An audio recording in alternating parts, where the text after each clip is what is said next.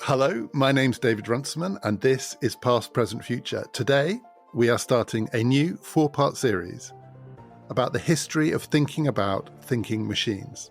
How have robots and other AIs been imagined in film and in fiction, in novels and in short stories? I'm going to be talking to the philosopher Shannon Vallor, who is a program director at the Edinburgh Futures Institute and the author of the new book, The AI Mirror, about a range of different conceptions from the past that illuminate the future. And we're starting today with Fritz Lang's mind-blowing film, Metropolis.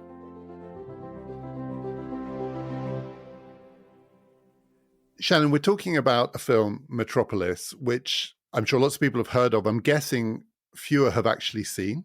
And there are lots of different versions of it. One of the issues with Metropolis is that the version that was released in 1927 was heavily cut. The version released in the States, then various reels were discovered. You can see the full version, even though it's actually quite corrupted. It's a complicated movie, but the central fact about it is both very futuristic and it's a silent film, which I have to say, watching it now is quite a weird experience. So when I saw it, I found it intensely strange. When did you first see it and how did it first strike you as a movie? It's funny, I was just remembering last night that I saw it as a teenager when the synth pop producer Giorgio Moroder had released a colorized version of it, a much shorter version than is currently available in black and white, and that I watched more recently, the fully restored version. He released this colored version with sort of an MTV-like soundtrack that was super cheesy. And yet it kind of captured the way that the imagery in Metropolis, even, in the late 20th century, was still incredibly weird and futuristic and something that most people hadn't seen on screen before. And yet they had, because that's the other thing, of course, about Metropolis is that it informs so much of the imagery that we have today around the future, right? So it informed what Blade Runner looks like and what The Fifth Element looks like and all these movies and visions that we've seen of the future with towering cities, with various kinds of flying cars and monorails and different kinds of transportation connecting them and strange, bizarre architectures and shapes. All those visions of the future city echo the original vision of Metropolis. So I remember being struck by this paradox when I was a teenager of seeing this thing that was clearly made in the silent film era, but somehow anticipated everything about the most futuristic films I'd seen up to that point. And so I think that tension's still really interesting to watch. It may be that Giorgio Moroder turns out to be the missing link in this series because we're going to go on and talk about Do Androids Dream of Electric Sheep? And I associate Giorgio Moroder with Together in Electric Dreams. So we might have a separate little Giorgio Moroder section in this. The original Metropolis and the version that I watched was what you might call the director's cut. They put together all the missing bits that had been hacked out and cut out. So it's long, it's 2.5 hours. Some of it is in better shape than other bits. Some of it looks pretty crisp now in the restored version. Some of it still looks pretty scratchy. But the weirdness of it is it's a silent movie. So this is 1927. I'm not sure, but I'm guessing it's almost the last great silent movie because 1927 is also the year of the jazz singer. If people have seen Singing in the Rain, it's that year. It's the year that the silent movies give way to the talkies. And silent movies seen now have this weird hyper-stylized quality. So the acting in them obviously is very, very expressive. This is an expressionistic film because they can't talk. They're speaking, but all you get are the written words every now and then. And actually not that often. So if people watch Metropolis, they'll notice that the bits where you're actually given the dialogue are pretty sparely used, and a lot of it you're almost lip reading as these very expressionistic actors try and convey horror or outrage or whatever it is. And yet it's also a film about robots, which is why we're talking about it. And so there's something really odd about watching a movie which is hyper futuristic, which has, as we'll come on to in a second, a very famous early image of a robot, and where the acting is robotic. And the lead actor, the woman who plays the robot, has to play two roles, a human and a robot. And when she plays the human, Maria, she has to act a bit like a robot because she has to express herself in these jerky movements. And when she plays the robot, she's a bit like the human version of herself. That was almost the thing I found weirdest about it. Silent movie acting in a film that is really quite prophetic in its way about the future. Yeah, I agree. And I think it's just always difficult for me to watch silent films and not be distracted by that component. In some respects, I'm not as much of a theater person as some people are, precisely because, the greater exaggeration of movement that you need on the stage in order to convey the emotion of the scene to the people in the very back rows, right, is quite different from what you do on film.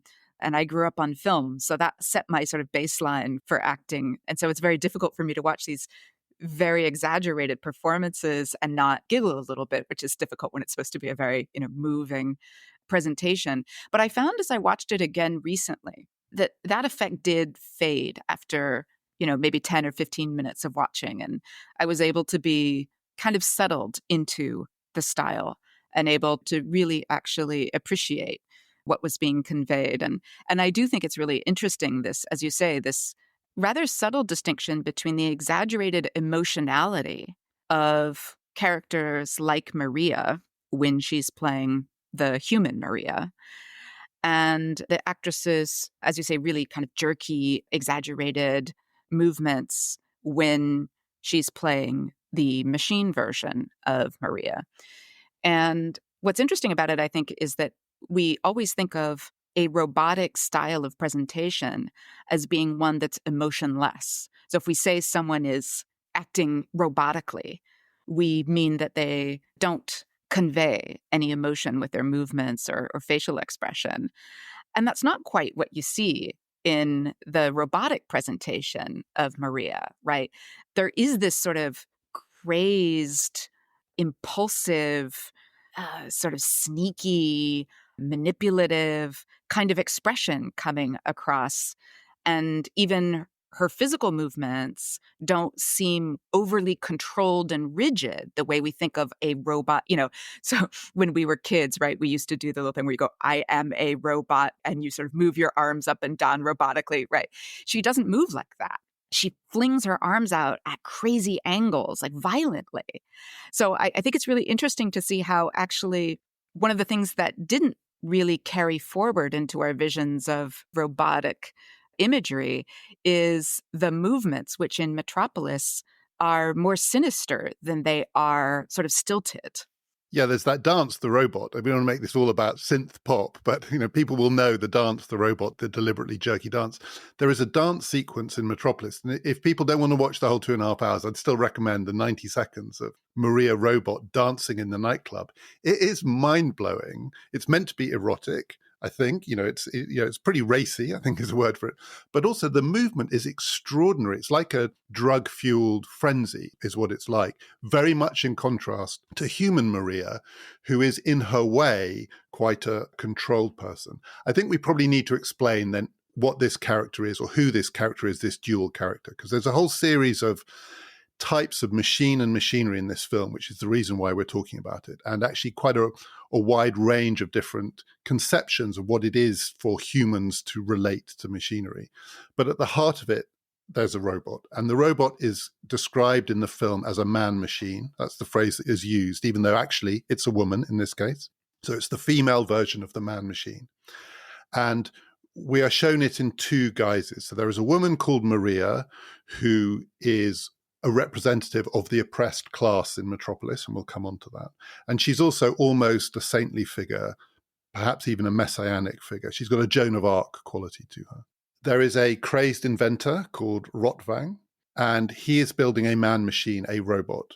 And for complicated reasons that we probably can't get into because the plot gets quite complicated at this point, he is either persuaded or decides for himself to build this robot in the image of the real Maria.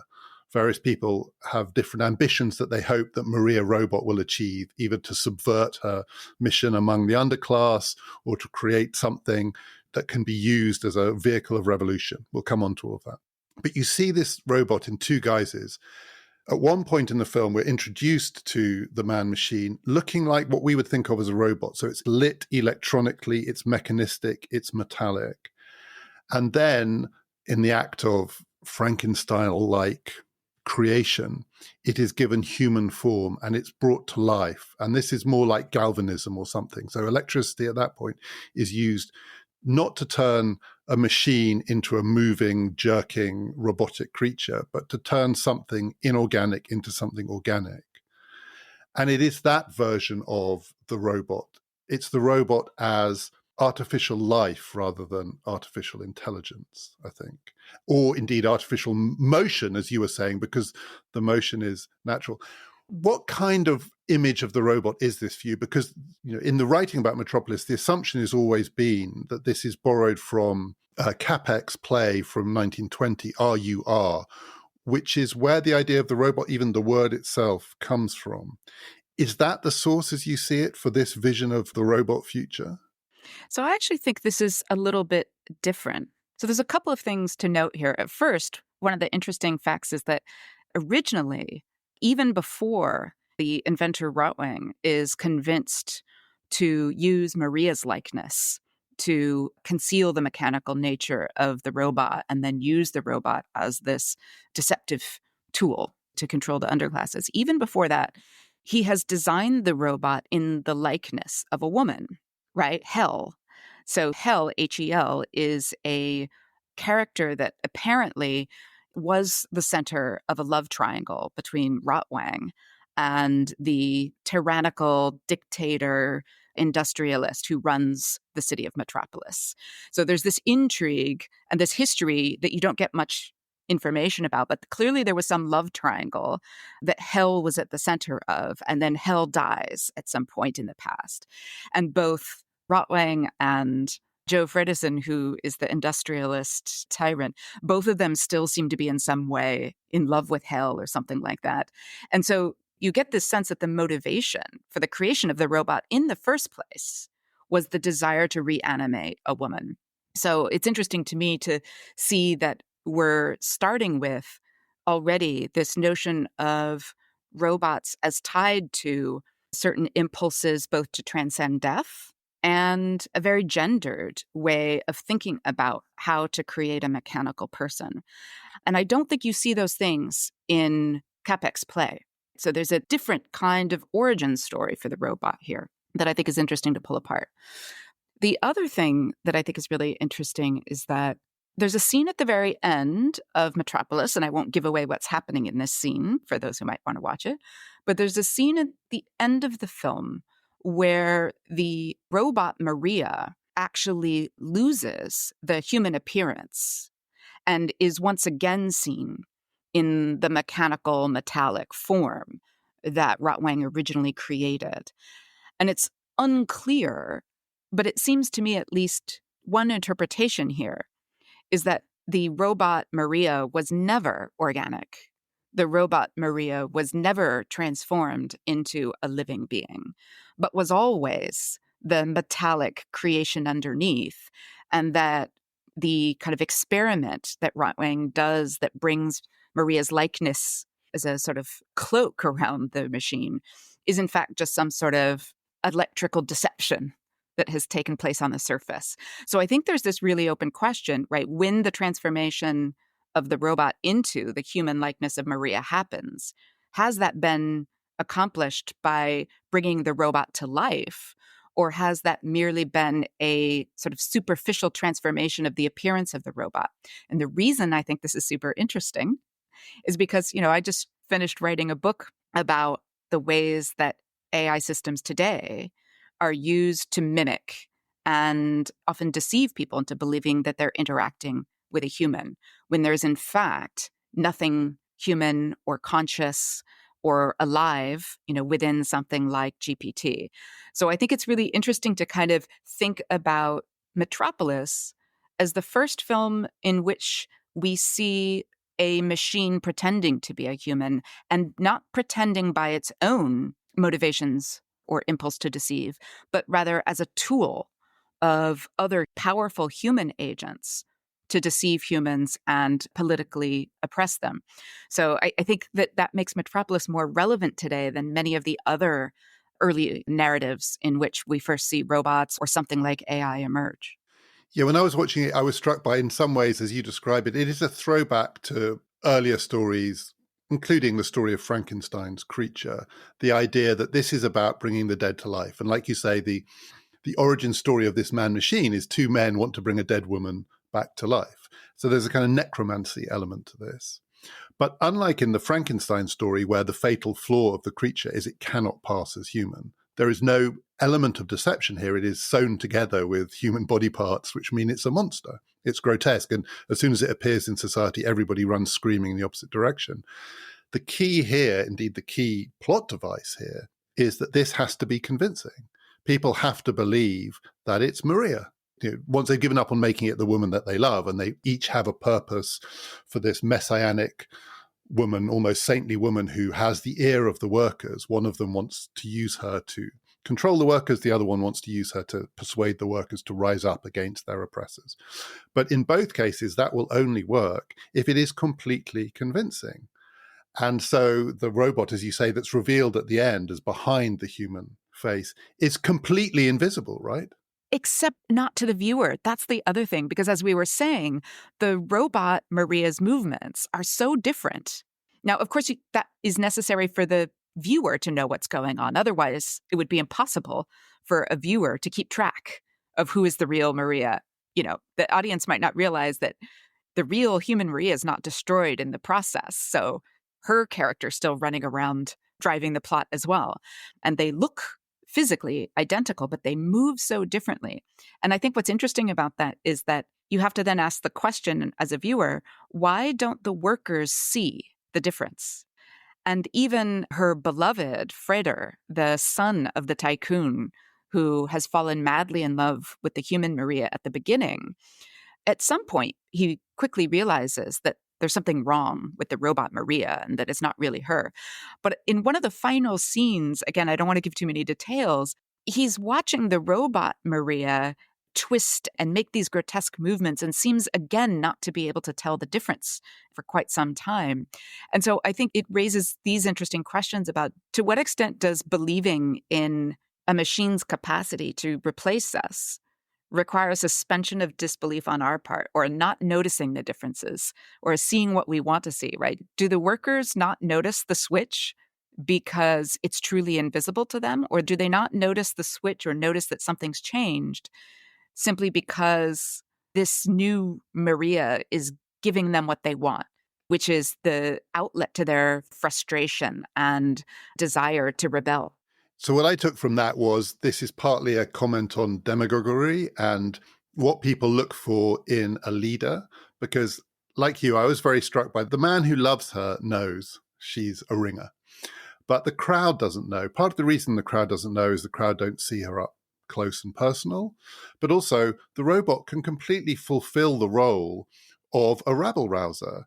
This is 1927, so Hitler is not yet what he's going to become, but Hitler is there. He's on the scene. This is the heart of Weimar Germany. But Weimar Germany is a playground of demagogues and rabble-rousers, left and right.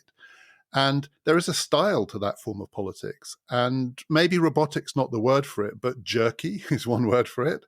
And highly theatrical. Or think, naming no names, you can think of rabble-rousers today, right? And there is a way of doing that where it's not about being a convincing, fully rounded human being. It's about having the qualities that speak to a crowd.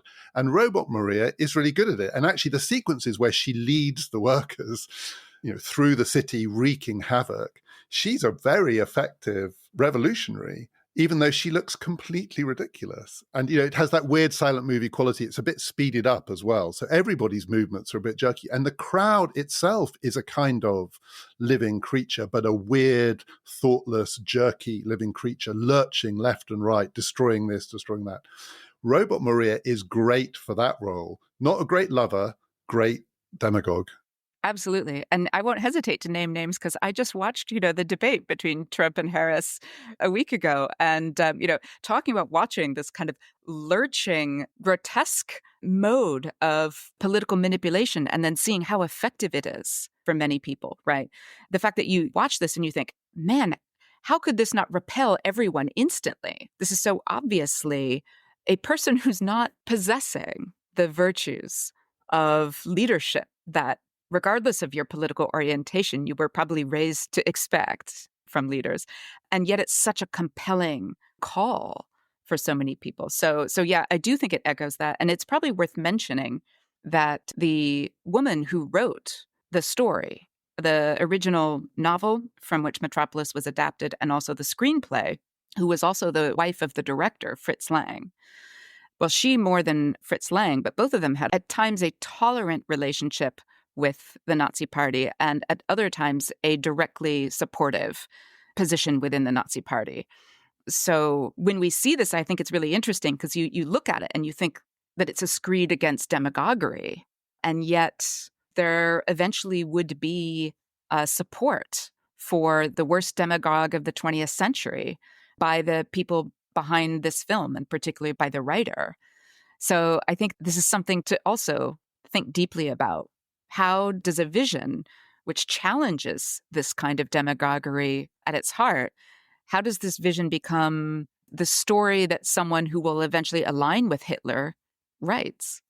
So I think the way to try and answer that question is a great question. It's quite hard to answer it, but I think it's partly because this is a film, and what makes it so fascinating is precisely this, a film about different ways of thinking about machinery and the ways in which human beings both are themselves mechanical or capable of being mechanized, but also the machinery of the state itself. In some ways, an extraordinarily rich and sort of layered film. So I'm going to throw out two other ways in which it tries to imagine a way of thinking about the relationship between the human and the machine. So one is, and this is writ large in the film, and it's right there on the surface of the film, alongside the cutting edge man-machine robotic future, there is a version of mechanization which is a throwback to a kind of immediate past, mass industrial drudgery, in which the human worker's job is to serve the machine, to service the machine. And the machine it's not remotely human-like. It's a vast, unthinking, clunking, moving object. And this is symbolized in the film by the fact that we're shown at various moments one of the jobs of one of the workers, which is to stand in front of what looks like a clock. And it's like a child's game, and the clock will light up at various points on the dial. It's got more than 12 points on the dial. And the job of the worker is merely to move the hand to where the light has come on. It is literally the most mindless thing you could imagine. It's physically exhausting. The worker who does it in each case is almost broken by the experience. It looks like a kind of torture, like being broken on the wheel, as the worker just moves the hands of the dial randomly to match these random moments where the dial lights up. It has no obvious purpose. This is mindless mechanical labor. And this is the thing that Rotvang wants the workers to rise up against. He wants the revolution to be a revolution against serving machines. And it is a bit reminiscent of a classic 19th century account of the relationship between the human and the machine, which is Samuel Butler's Erewhon, with its famous description of a society that once waged war against the machines, that is, against industrial machinery and the way in which human beings are expected to serve this machinery like it was a living thing. I think that that's somewhere in the background of this story. I suspect Erewhon is somewhere in the background of this story, because one of the things Robot Maria persuades the workers to do is literally to wage war against the machines, not machines like her, not the robotics, but industrial machinery. And that is part of what this film is about. Yeah, absolutely. So I think there's two threads here that I see being woven together in this story. So one is this critique of industrialization as a source of human exploitation. And here, this idea, as you say, of the humans both being made to serve the machines, but also in their own way being made mechanical and robotic, right? The very first scene of the film is a bunch of workers at shift change in the factory. And what's stunning is they're all facing away from the camera, so you don't see their faces. And they all have their heads down.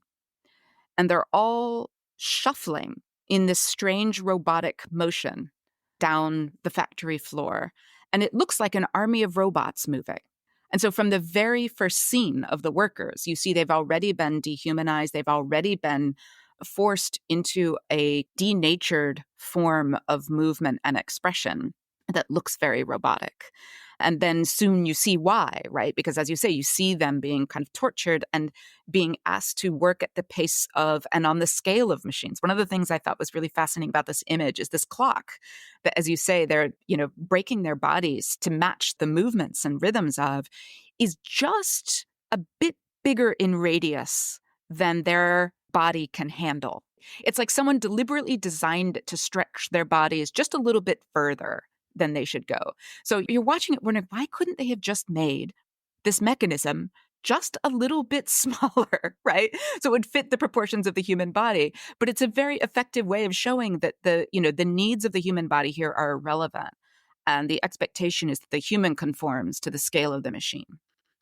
And of course, it brings to mind two things, one of which is crucifixion. And the other is Leonardo da Vinci's celebrated image of the circle of man, the man who is equivalent in diameter and in length and forms the perfect circle. And as you say, as you were talking there, I was thinking that's exactly what's so distressing about this version of it, which is it's like the circle of man, but it's too big. And as you say, why couldn't they have made it smaller? But we don't know why they made it at all. Like this machine is completely, it's completely pointless. It looks like an instrument of torture. And the shuffling workers, the other thing they bring to mind is slave labor in the concentration camps. So that's only with hindsight. But part of why the first scene in this film is so shocking is it immediately, to me, they're wearing the same outfits, they're faceless, sort of shaven-headed, shuffling forward, shuffle, shuffle, shuffle. It looks like a concentration camp chain gang. Yeah. And again, you can't watch it and not be sort of struck by, again, the fact that Thea von Harbo, who wrote the film, ends up becoming a member of the Nazi Party and never, fully withdraws support for Hitler's regime, despite the fact that, from what I've read, everyone described her as a kind and benevolent and self-sacrificing woman without an ounce of vitriol or cruelty in her. And oddly enough, she had an interesting history. After she and Fritz Lang divorced, she married an Indian man who apparently she'd been having an affair with. Also, Fritz Lang was having affairs, but apparently her affair with the Indian man was one of the precursors to the divorce. She ended up marrying the Indian man until he eventually had to flee Germany. And she argued at one point that she stayed within the Nazi Party only to support the cause of Indian immigrants in Germany. But then the weird thing is, I read that when she passed away in 1954, there were two photos in her bedroom, Gandhi and Hitler.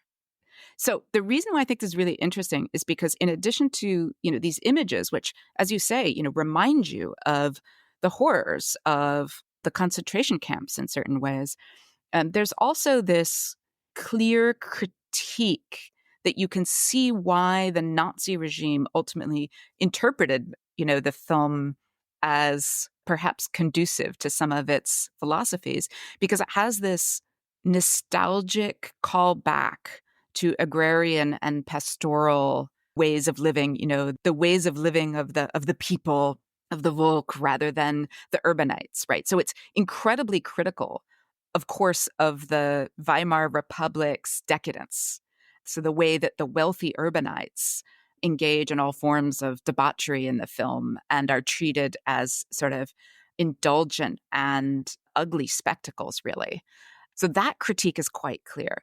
But even the workers of the city are challenged, because there's this line where I'm trying to remember the character who says it to them, but it's after the workers have rioted and they're running amok through the city, destroying the machine and then fleeing from the consequences, right? And someone admonishes them at some point, "Where are your children? You've forgotten about your children." Because there's also the children of the city who Maria, the human Maria, is still trying to save. And at some point, all the workers remember that they have children and then suddenly become, crazed to go find where their children are. But there's a point at which they are admonished for having left their children behind and having forgotten. And it reminded me of the critiques of urban life and urban modernity that were already coming around this period, where this idea that people would leave the farm or leave the home and go live in the city, and that children would be separated from their families and go to school separate from the home. This idea of kind of breaking apart the natural family unit and concentrating people in these new forms of urban life. That critique was very much part of the Nazi regime and sort of the appeal to a kind of a critique of urbanity and modernity and decadence that was, of course, turned against the Jews first and foremost, but was also turned against other populations in Germany. So I found it really interesting that the film contains these motifs, which were then mobilized later by the Nazi regime. And yet the primary storyline seems to challenge everything about authoritarian regimes that rely on inhumane modes of political control and demagoguery. There's a notorious review of Metropolis by H.G. Wells. He went to see it in 1927.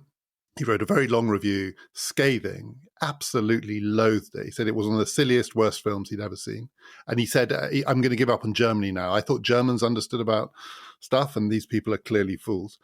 He had a whole series of complaints against it, one of which was he thought it had plagiarized him. So he thought that it was a version of stuff he'd written 30 years earlier, a story he wrote called The Sleeper Awakes, but also, I think, The Time Machine as well.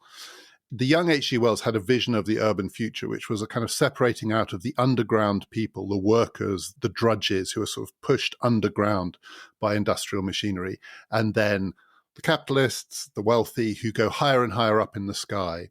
They go up to the light, the workers go down to the darkness. The capitalists want to purify themselves and cut all contact from the workers, forget where their wealth comes from. And the workers who are producing this wealth are underground. And H.G. Wells says, I used to think that 30 years ago when I was sort of a young man, but it's obviously nonsense. And the intervening 30 years has shown it to be nonsense, because that's not how industrial capitalism has gone. Actually, heavy industry has moved out of the city. So actually, cities are not sort of underground caverns of industrial labor and then high rises with the capitalists leading their sheltered lives. The workers have been moved out of the city. Machinery, on the whole, has made workers' lives better. It's actually not drudgery. Increasingly, machinery is giving workers more and more leisure time. And then he also says in this review, and anyway, we know that population control, as he calls it, which is another word for eugenics, because he was a supporter of eugenics. Population control means this film is premised on the idea there is excess labor. There are too many workers for work that's now being done by the machine. But don't worry about that, because eugenics will sort that problem. So it's also interesting that, in the end, his critique of this film is because he has some sympathy with some of the things that would be associated with the regime that came after Weimar. But I think he's completely missed the point of the film, because it's not prophetic about industrial machinery. It's using industrial machinery to make a point about the city. And I think the point it's trying to make about the city is that the city itself is a machine.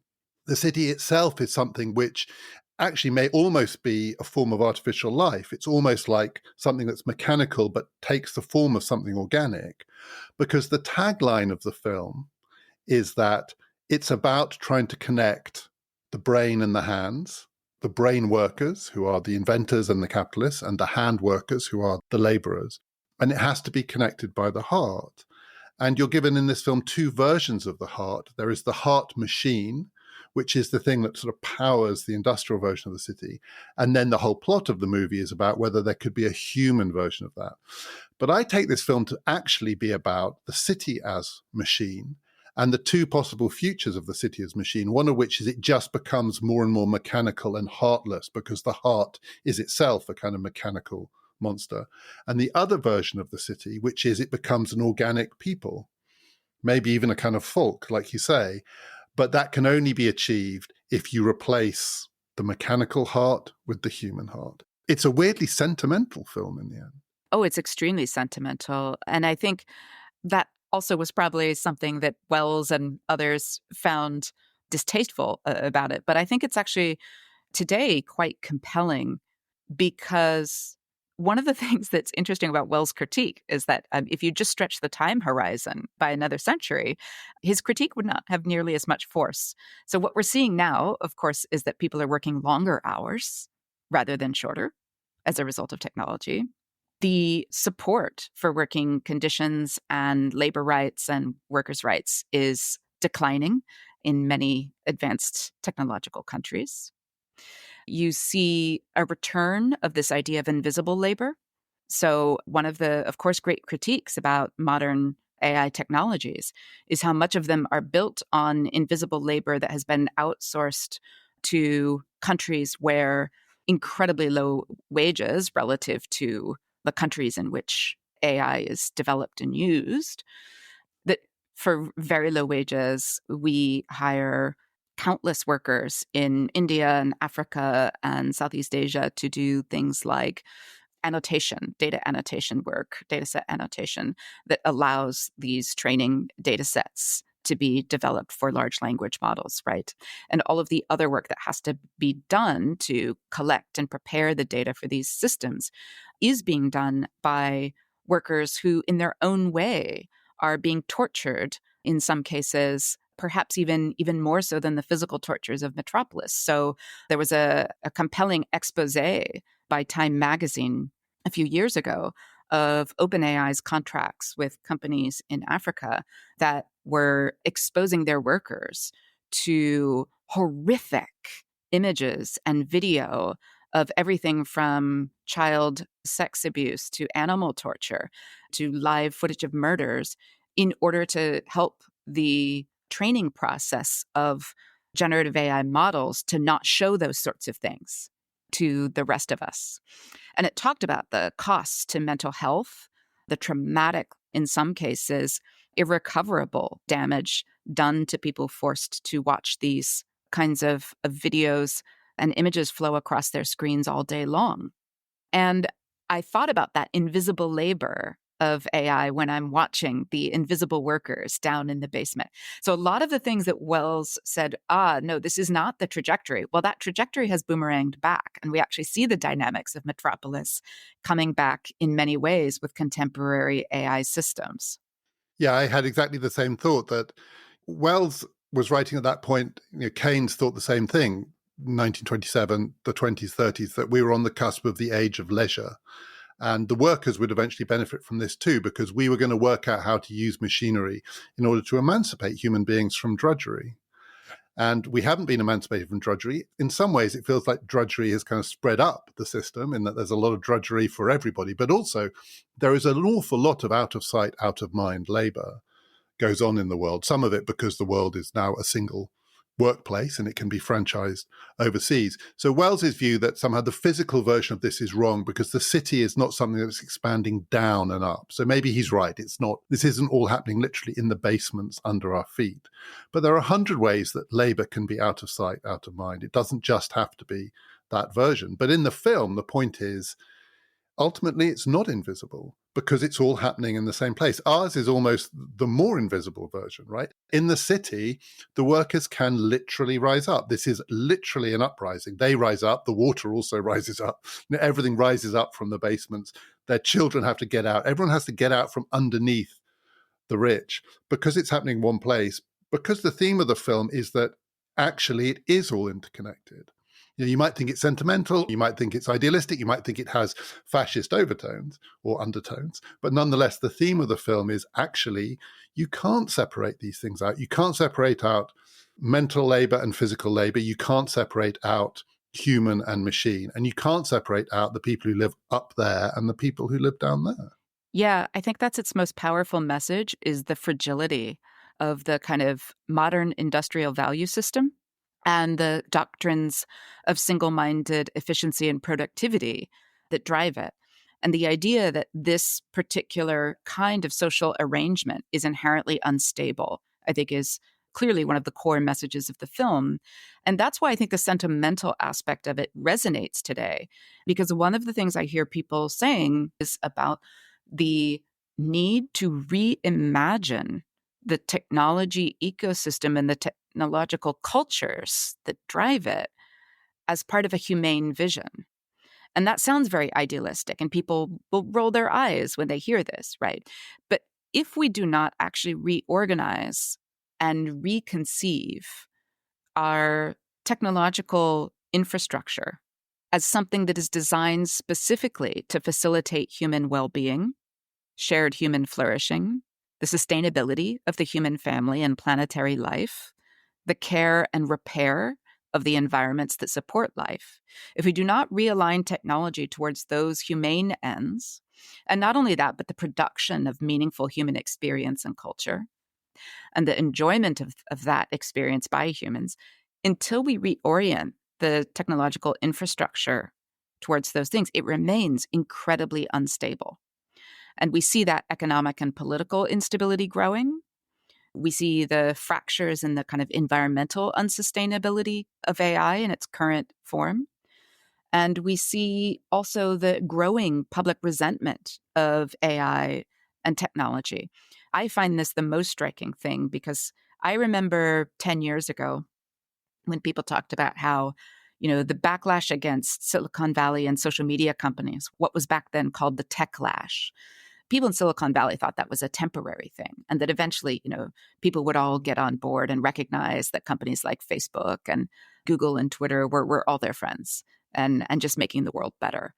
And when I go around and talk to people outside of the tech world and outside of relatively privileged academic and economic circles, there is so much anger about the technology that people see as threatening their livelihoods, particularly in the creative sector, but also in education, but also threatening their dignity. And so there's a lot of people who, find these tools useful and interesting, but there's a lot more people who feel profoundly threatened by them and see technologies as things built to extract their happiness and their wealth, and not as things designed to enable their lives to be better. And the more people begin to believe that, the more they will kind of turn against the foundations of technological society and try to disrupt them. And we've seen examples of this before, but you see it in the story in Metropolis, right? The workers destroy the conditions of their own survival and their children's survival by ripping out the heart of the machinery without a plan.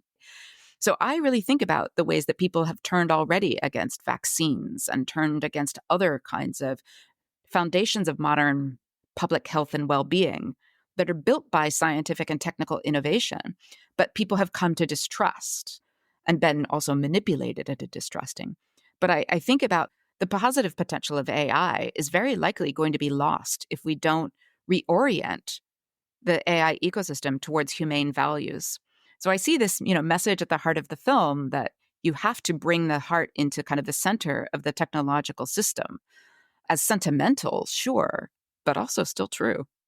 I want to ask you about one more feature of this film, which anyone who watches it will notice, which is it's futuristic. I think Fritz Lang saw New York and New York in the 1920s was pretty mind-blowing if you hadn't seen it before.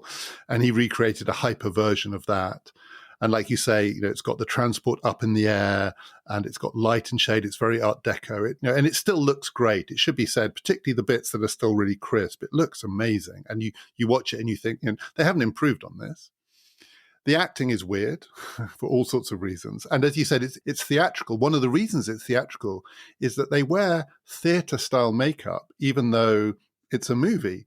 So Rotvang in particular, he looks mad because he's got this white makeup on, the kind of thing that you need stage lighting to make it remotely plausible. So there's all sorts of weirdness around the acting. The crowd scenes are extraordinary. The choreography of it is amazing. But then it's shot through with this biblical imagery.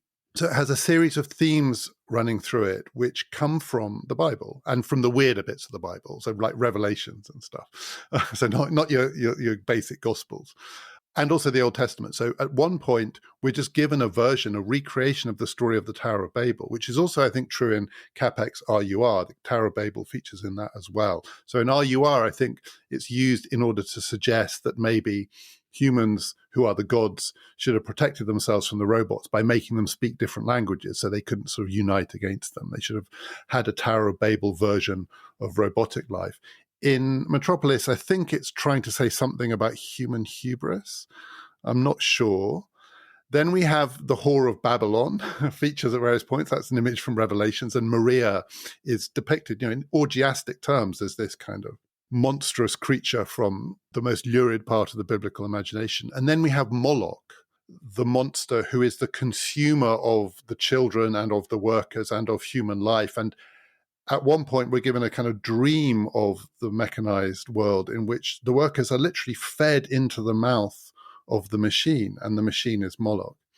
So it's all mad and crazy, but it's also weirdly reminiscent of contemporary Silicon Valley culture, which is oddly shot through with apocalyptic and biblical imagery. If you read some of the most influential blogs and the writing of the furthest out there Silicon Valley thinkers, they're this weird mix of futurism and a sort of medieval, mystical, sort of biblical way of talking about the word.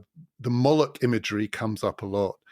It's another way in which this film from 100 years ago, it's kind of quite contemporary, that mix of the futuristic vision and a propensity to think in apocalyptic terms. I associate that with Silicon Valley, actually. Absolutely. And there's also, I was watching it and struck by another dimension of culture that has endured from Metropolis, is that these apocalyptic narratives, particularly those rooted in the Bible, are tied in ways that, from a woman's point of view, one is likely to roll one's eyes at quite aggressively, because, these are tied to these, of course, ageless stereotypes of the virgin whore dichotomy, and the woman as sort of savior or demon, an object of worship, as the human Maria is nearly, right? She's treated as a saint, as you say, almost a messianic feature, or fear, when the machine version of Maria becomes, the whore of Babylon personified. So the woman is always, the agent of destruction or salvation, the object of worship or fear, but never a character of identification, never one of the people that the story puts at the center in a way that's humanized, right? So Maria's a character that actually doesn't have a lot of complexity at all, right? Some of the other characters do. In some ways, she's an incredibly tired set of stereotypes, and all the way down to the idea of this, hypersexualized fembot or sexbot creature that is to blame for driving men to madness and violence. So the men in this story, right, of course, aren't responsible for their own boneheadedness. They've been driven by a woman to madness. They can't help themselves. And then likewise, the men can't save themselves either, right? It's the woman who represents caring virtue and pastoral love and justice who saves them from themselves and eventually has to clean up all their bullshit. So, I think watching it and then also seeing the way that gendered narratives like this play out in Silicon Valley cultures, it is something that creates bemusement, shall we say, in someone who has, lived amongst these gendered stereotypes and really looks forward to a world where we could actually get past these and create new kinds of narratives.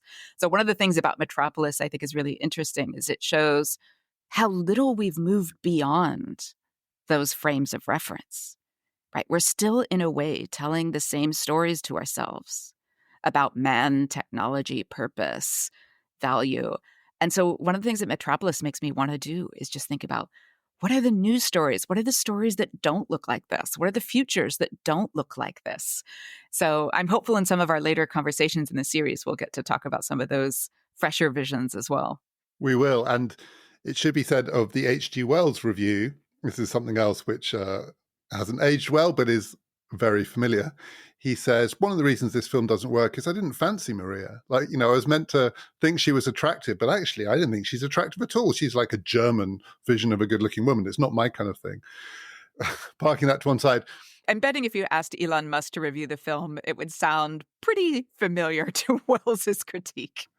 But to your point, in a way, the irony at the very end of this film is you get the healing moment. So here's a plot spoiler, but actually the plot is not what this film is about. So people should still watch it. It's mind-blowing. But at the end of the film, you have the healing moment where the son, the rebel son, reunites with his father and also with the worker called Grot, brilliantly named Grot, who is the worker who tends the heart machine, the monster, really, the Moloch. And he persuades them to shake hands. But it's been facilitated by Maria. Actually, in a way, Maria is at the heart of the story. But she has to step back because the final scene has to be two men shaking hands with another man, the son of one of them and the ally of the other one, uniting them. And the woman who is central to the whole story has to fade back into the background because her purpose was to bring the men together. Our purpose has been fulfilled. A handshake between a capitalist and a worker facilitated by the son of the capitalist. It's like something from Succession rather than, a vision of the future. There was a brief mention in that conversation of a great fiction about artificial life, Mary Shelley's Frankenstein. And there is a bonus episode to accompany this series. It's available now on PPF Plus. It's me talking about Frankenstein and what I think it means for the AI future. Here's a clip. And they're getting more and more powerful, these machines, more and more able to think amazing things that are human-like without actually having real thoughts. So we call them thinking machines, but they don't think, and yet they mimic human thought, and they certainly mimic human cognition, and they do things that no individual human being can do. We're in that world. And then one of the questions is, would it go better for us if we could somehow design them, maybe not to have consciousness, but at least to have a version of human sympathy? The fear is that we're building these machines that are so much smarter than us, but just won't care about us. Won't treat us any differently from a paperclip. We're just material in the universe to be used. Won't have an understanding of the difference between a conscious and an unconscious entity, between animation and inanimation, between living and dying, between material and organic. It's all just one thing. And maybe those lines are all blurred, but the machine's not going to care. So maybe we should build into them this capacity to recognize and to understand and to feel or mimic feeling, imitate feeling, do the Frankenstein's creature thing. Wouldn't it go better for us if these things could have something that we might believe is a version of human sympathy? And the moral of Frankenstein is be careful what you wish for, because something, indeed more than one thing, could go wrong with that. Frankenstein teaches us that it's not enough for something to have sympathy. Frankenstein's creature is dripping with human sympathy. What's needed is to be sympathized with. So the question wouldn't be, can we build these machines so that they sympathize with us? The question ultimately will be, if that sympathy is going to be active and enacted and genuinely human-like, we will have to sympathize with them. If you'd like to hear that bonus episode, all you have to do is subscribe to PPF Plus. It's very simple. Just click on the link in the show description. Go to our website, ppfideas.com. It's £5 a month or £50 for the year, and you get 24 bonus episodes plus ad-free listening. Next time in this series, I'm talking to Shannon about a short story by Isaac Asimov. It's about a vision of the democratic future in which machines decide elections. It's called Franchise. Do join us for that. This has been Past, Present, Future, brought to you in partnership with the London Review of Books.